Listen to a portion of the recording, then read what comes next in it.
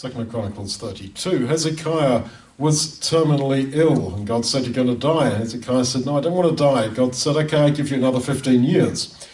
But Hezekiah didn't render again according to the grace done to him. His heart was lifted up, therefore there was wrath on him. His heart was lifted up. He was proud, rather than rendering again to God according to the grace done to him. So then, grace, this pure gift of God, this absolutely pure, I will save you and be kind to you, not because of what you have done, this pure grace elicits humility.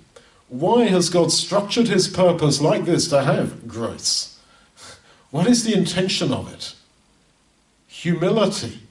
If you get it about grace, you will be humbled. You cannot force yourself down, as it were, by pressing buttons on the side of your head. What you can do is to encounter God's grace.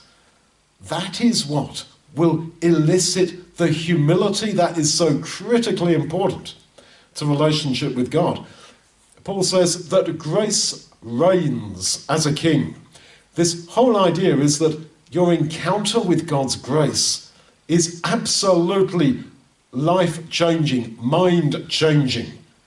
This is not just part of your religion, part of your theology.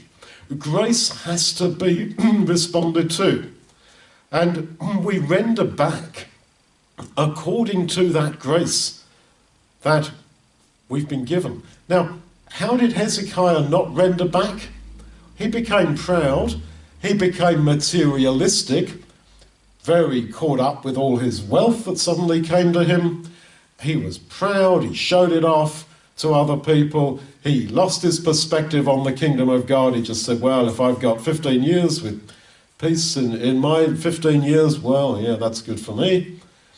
He was led by materialism and wealth and self-satisfaction to not respond to God's grace. This could never be more absolutely on point and relevant to us in our age, in this materialistic, self-satisfied age of pride in possessions and appearance and so forth in which we live. Perceive God's grace to you and let that grace have its intended work, which is in humility.